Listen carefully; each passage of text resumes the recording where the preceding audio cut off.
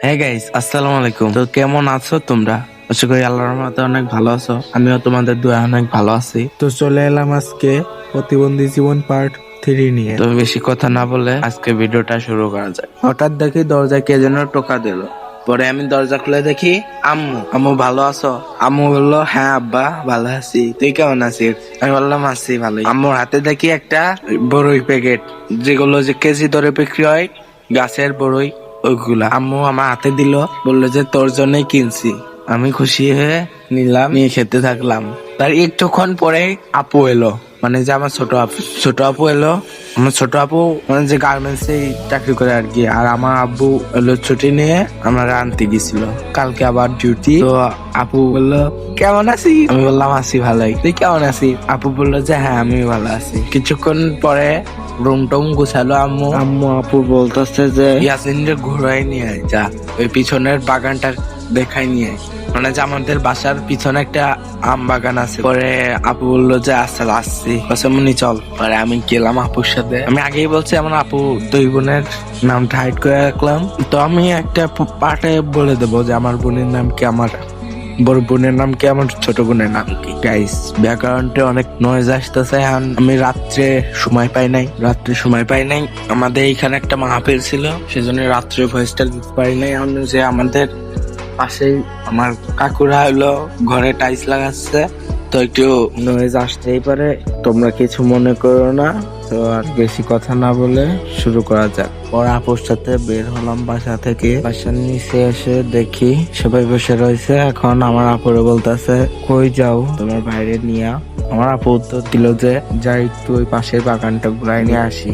ওর aunty বললো যে আচ্ছা যাও। ওরা আপুর সাথে যাচ্ছিলাম, আমি নিচের দিকে তাকাতে তাকাতে যাচ্ছিলাম। আপু দেখি বলতাছে জান্নাত তুই যাবি?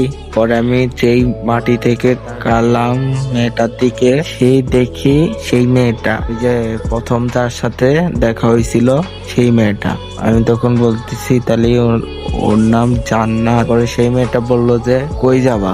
যে আমাদের বাসার পিছনে যে বাগানটা আছে না, চল ওইখানে যাই, আমার ভাইটার দেখা নিয়ে আসি। পরে সেই মেয়েটা বলতেছে ও এটা তোমার সেই ভাই। আমি তখন মনে মনে ভাবতাছি কি যার কি সবাই আমার চেনে নাকি। যাই হোক, মা আব্বু আমাদের সাথে মিলতাল আছে প্রতিবেশী হিসাবে, সেই জন্য হয়তো চেনে। তাছাড়া চিনবেই না কেন, প্রতিবেশীদের সাথে তো সবই শেয়ার করা যায়। পরে সেই মেয়েটা বললো চলো আপু যাই, আমিও তোমাদের সাথে। পরে আপু বললো যে আচ্ছা চল। পরে সেও এলো। তো আমি আপু আর সে মেয়েটা অনেকক্ষণ ধরে ঘোরাঘুরি করলাম, বাগান টাগান দেখলাম। তো এবার তার সাথে ভালো বন্ধুত্ব হয়ে গেল। এত তাড়াতাড়ি না, সেটার কাহিনীও আছে, বলতাছি আস্তে আস্তে। তো তার সাথে ঘোরাফেরা করলাম আমি আর আপু মিলে। তো প্রতিদিন রাত্রে আমরা যেতাম হাঁটতে, খাওয়া দাওয়ার পরে একটু হাঁটাহাঁটি করতে। পরে সেই মেয়েটাও যেত। আস্তে আস্তে আমাদের ঘোরাফেরা, একটা কথা মতো বলাতে একটা বন্ধুত্ব তৈরি হলো। তো এইভাবে তারপর একদিন বাইরে হাঁটাহাঁটি করছিলাম, সেদিন আপুদের ছুটি ছিল। তো আমার আপু বললো যে চলো ওই বাসাতে যাই। বললাম কোন বাসায়? বললো যে ওই সামনের বাসায়। বললাম কেন, ওই বাসায় গিয়ে কি করবো? বললো যে একটা জিনিস দেখাবো না। পরে আমি বললাম যে চল। পরে গেল। পরে একটা মেয়ে দেখলাম, আমার আপুরে বলতেছে যে কি রে আমাদের বাসায়? আমার আপু বলতেছে হ্যাঁ আমার বাইরে নিয়ে আলো। তো সেই মেয়েটা বলতেছে যে তোর ভাইরে নিয়ে আসিস, কই তোর ভাই? পরে আমার আপু দেখা গেলো, পরিচয় করা দিল, এই যে এটা আমার ভাই। পরে আমার আপু বলতেছে যে এর একটা মেয়ে আছে বুঝছিস, আমাদের ভাগ্নির নামের নাম। পরে আমি বললাম তাই নাকি? ও, আমি বললাম যে আমার কি হয়নি। আমার আপু বললো যে হ্যাঁ এটা তোর আপু হয়। বলতেছি যে তাহলে তো মিলেই গেল, সে আমার আপু হয় তার মেয়ে আমার ভাগ্নি হয় না, যে আমার আপুর মেয়েও আমার ভাগ্নি হয়, সেও ভাগ্নি হয়। সে আপু হাসলো আর বললো হ্যাঁ। পরে বললো যে আসো ভিতরে আসো। আমি গেলাম আমার আপুর সাথে। পরে আমার আপুর সাথে গেলাম, গেলে প্রায় নাস্তা দিল। পরে হঠাৎ একটা মেয়ের নজরে বাঁধলো। সে আর কেউ না, সেই বেলকনিতে দাঁড়ানো পরি, হ্যাঁ ওই সেই মেয়ে যার সাথে আমার দ্বিতীয়বার দেখা হয়েছিল। আর আমি আপুরে কানে করে ফিস ফিস করে বললাম এটা কে রে আপু?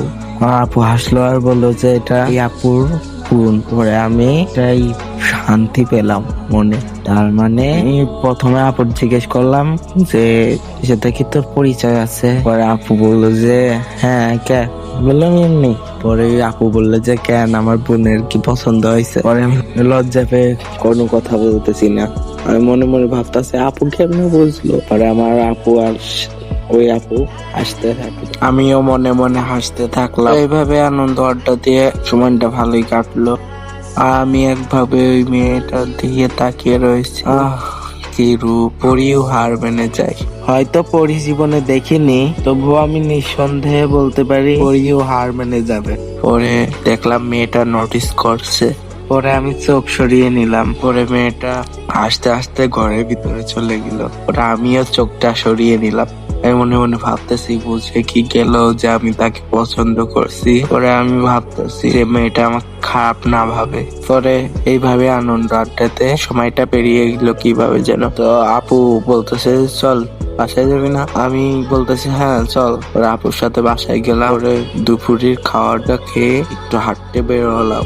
হাঁটতে বের হয়ে দেখি সেই মেয়েটা তার ভাগ্নিকে নিয়ে একটা বেঞ্চে বসে রয়েছে। আমি তার দিকে তাকালেই কোথায় যেন হারিয়ে যায়। পরে আমি চোখ সরিয়ে আবার তাকে ইগনোর করে হাঁটতে লাগলাম, কারণ তার দিকে তাকিয়ে থাকলে খালি তাকিয়েই থাকতে মন চাবে। এই জন্য আমি তাকে ইগনোর করে হাঁটতে লাগলো। পরে আমি একটা দোকানের সামনে গিয়ে একটা ছেলেরে বললাম যে ভাই ওই চকলেটের প্যাকেটটা দাও তো, আমার আব্বু আমাকে 10টা টাকা দিয়েছিল। পরে বললাম ওই চকলেটের দাম কত? সে বললো 5 টাকা। তারপরে আমি বললাম তাহলে আমার 2টা দেন।